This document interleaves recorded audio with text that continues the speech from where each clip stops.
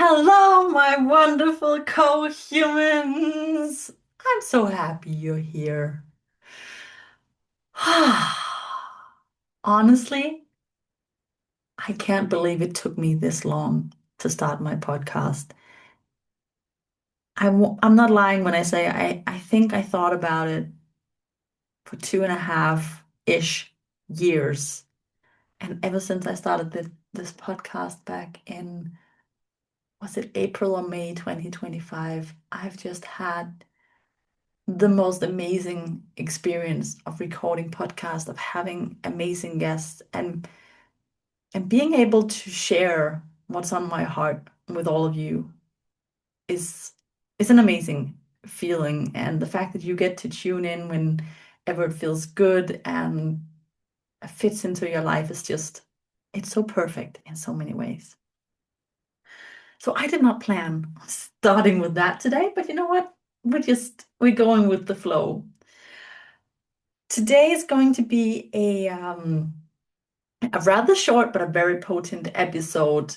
But over the past year and a half, I've been experimenting and reflecting a lot about all of this should, could energy.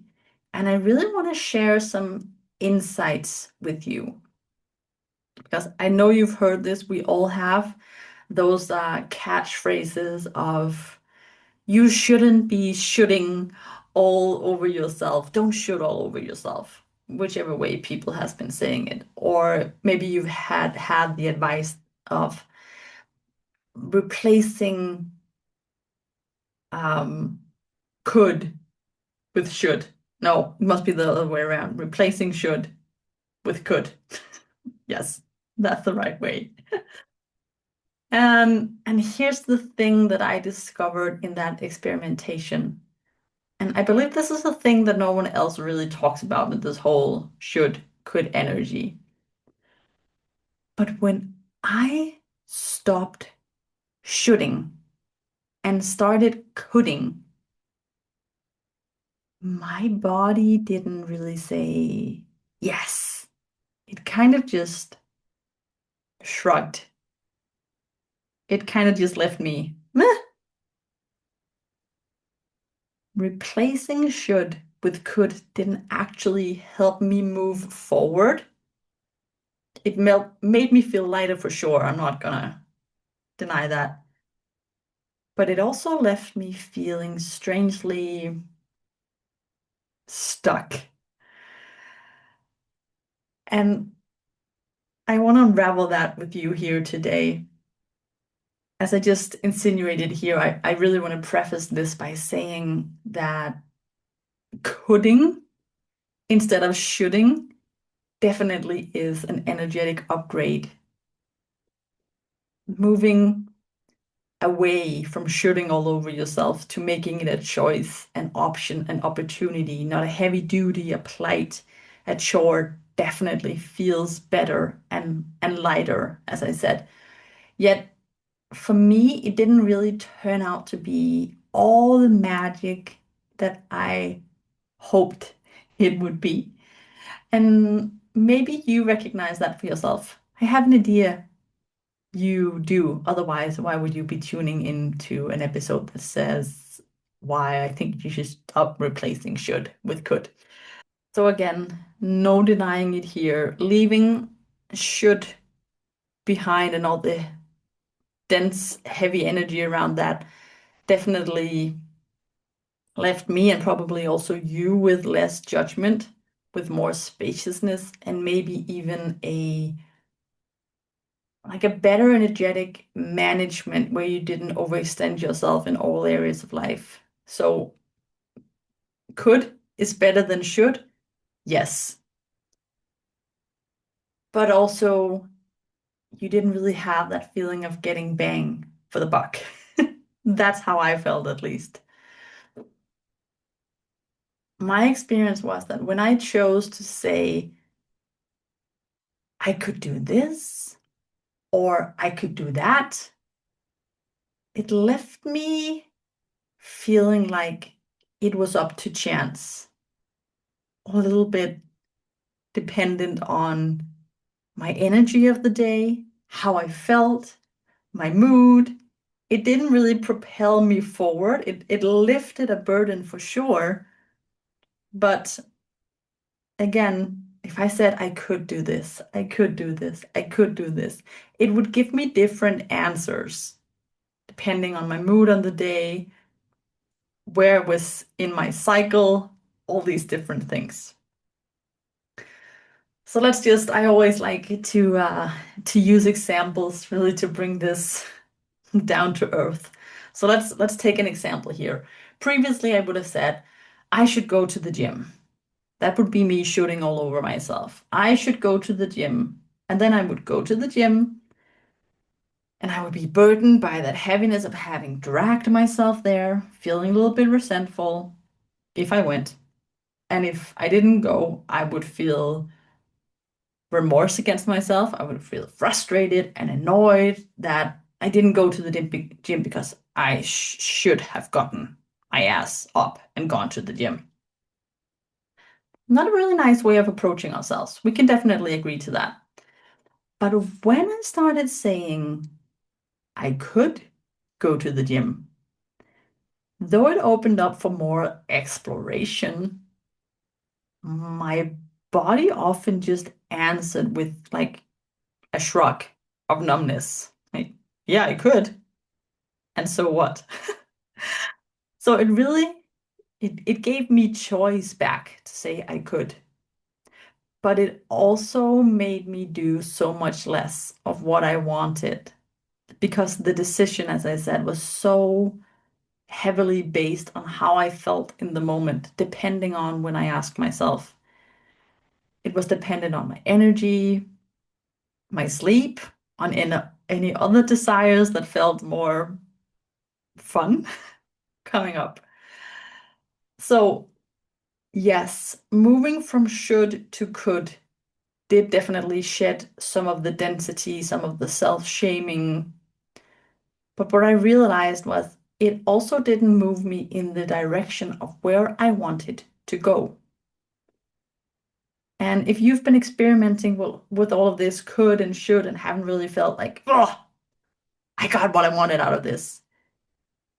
If you've ever felt that, fear not, because I have found a solution. And that's what I'm going to share with you today. And this is why I believe that you should stop replacing should with could and do this instead. So I hope you are ready for it because I'm so ready to share it. So we are going to talk a little bit about energetics. What do we want to do instead of shoulding and coulding all over ourselves is to find a harmony in our inner landscape, a harmony in our inner masculine and feminine, and how they dance together. This is crucial, and that is the driver in that guidance system to get us to do things. I'm not going to spend a lot of time here talking about masculine and feminine energy because I have a bunch of programs that dive deep into that. All of them are placed inside my Beyond experience. But briefly, I just want to reiterate here so everyone can follow along. Masculine energy is about structure, it's about action, it's about following through, it's about providing. And feminine energy is very desire driven. It sets a direction for where and what to build action and structure around. And then the feminine is also the receivership. So, feminine desires, masculine is action. The feminine wants pleasure and satisfaction. And the masculine wants to know what's in it for me and how does this serve me? And I want to say here, masculine and feminine energy has nothing to do with gender. We all have both of these energies inside of us. So we all good. Everyone can do this. But this dance of desire and action and receivership and pleasure and satisfaction and providership, like how does this serve me, is what we want to play with in order to build a sustainable momentum for ourselves in life.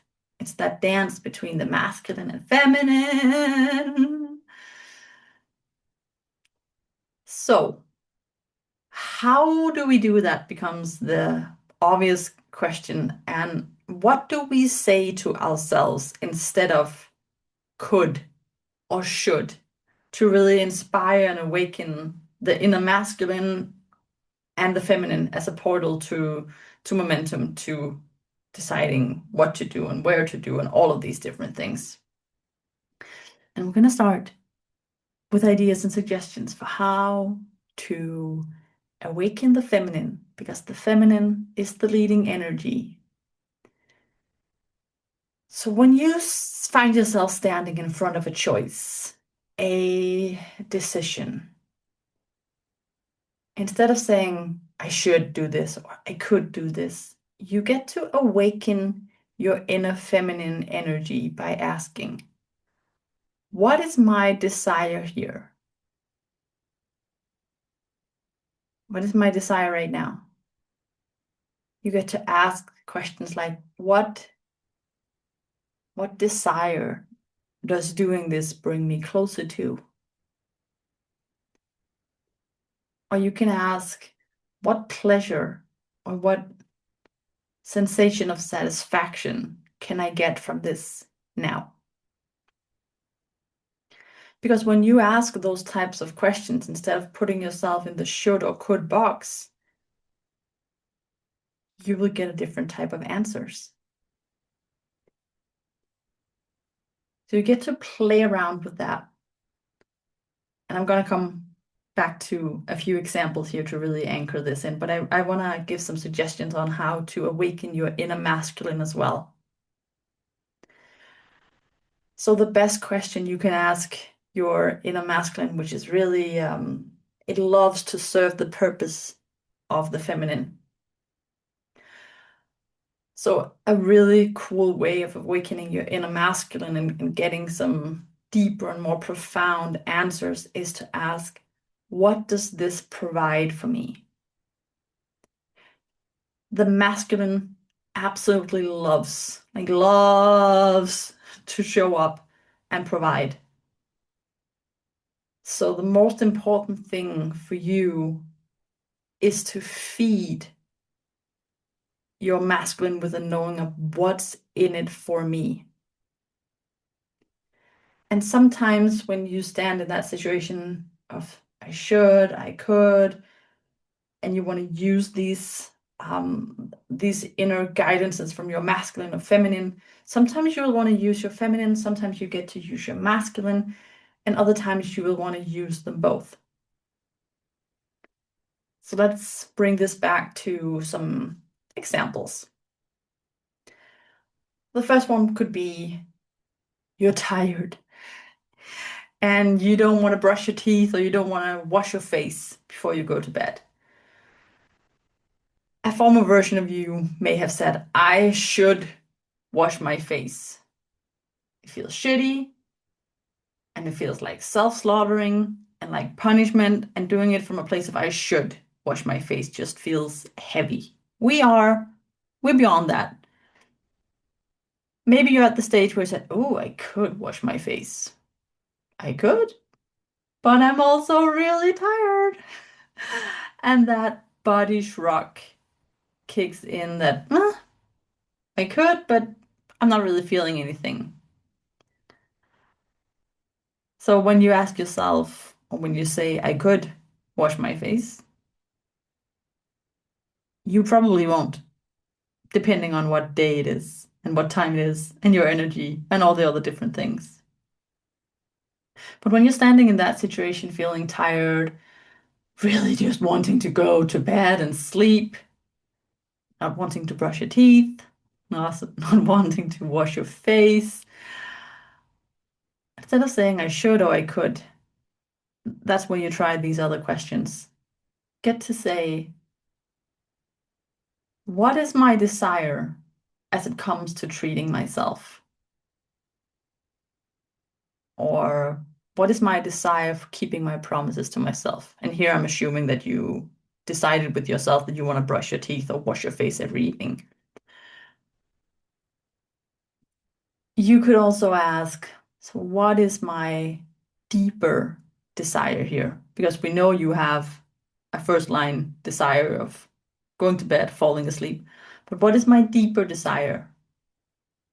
And then you get to tune in and feel, oh, okay, so my deeper desire is to wake up tomorrow with a fresh face that doesn't feel clogged and tight from the makeup. And if that then inspires you to take action, perfect. It can also be that your actual biggest desire right now is to go to bed, and then that's perfect. So you're not shooting, you're not cutting, you're tuning into what is my bigger desire here? Not my immediate desire, but my long-term desire. So that would be awakening your feminine. And then you also get to approach this from the place of using your inner masculine. So you get to ask yourself, what does washing my face provide for me? Mm. What it provides for me is I get to wake up feeling good. I get to wake up knowing that I kept a promise to myself about always washing my face in the evening, and that feels really good. And then that is what gets to drive your action. So we're not gonna go shooting, we're not gonna go cutting. We just focus on desire and the wish to provide. What does this provide for me? Let's do let's do another example. Example being, I do not want to cook dinner tonight because it was a long day or just because I couldn't be bothered. Your approach one time in your life was, I should cook dinner, like I need to eat. But should and need doesn't really inspire any action. It doesn't inspire you to move. The second approach would be, I could cook dinner, and then your inner rebel shows up and be like, I could. And maybe I will, and maybe I won't. Because again, the could depends on your mood. There's no context. But then again, when you start to focus on desire and providing, you get to ask yourself, so what do I desire in this moment? Okay. I want to eat. I want some easy, I want an easy way of getting food. Okay. What's the deeper desire? Mm, It's important for me to nourish my body. Okay. So no dinners off the table. Yes. Okay. Do I want takeout? Nah, takeout doesn't feel good. Okay. Do I want to eat a banana and boil a few eggs and call it that? Well, yeah, that would feel good. It supports my desire. It's simple. I don't have to overstretch myself. Yes, that feels good. Okay. So that's what you do.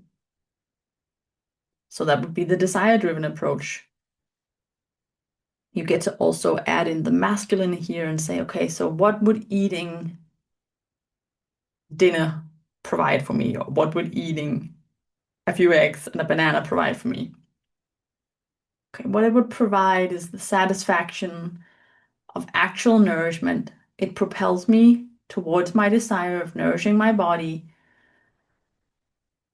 and it feels so much better than skipping a meal or letting that meal be a pizza I'll probably regret eating afterwards. I hope you see how asking desire or providership question opens up for a different answer because it's not so much focused on what is here now, but you get to lean into the to your desires, to your long-term commitments in a different way. And that's the beauty of bringing in the inner masculine and the inner feminine, either as a dance, as a couple, or one or the other. So these examples, as I said, they are simple, but they really show how to activate your inner masculine and feminine power instead of leaving it up to your mood or as a way of forcing yourself into doing something as we did when we said should. So using the masculine and feminine synergy is is a wonderful way of propelling ourselves in the direction we actually want to go. The feminine desire and the masculine energy is such a beautiful power couple in sustaining momentum that is also willing to make the moves. And this is, for me, so much more powerful than shoulding or coulding, because neither of those options have a context or a desire that drives my actions. And what I've really come to understood in experimenting with all of the shoulding and coulding and awakening my inner feminine and masculine and letting them guide me is that momentum isn't built by pressure, and it definitely isn't built by mood. It's built when desire gives direction and when action knows why it matters.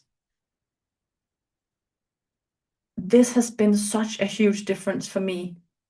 It really, really has. It seems basic, and it actually is. It's a matter of starting to ask ourselves different questions.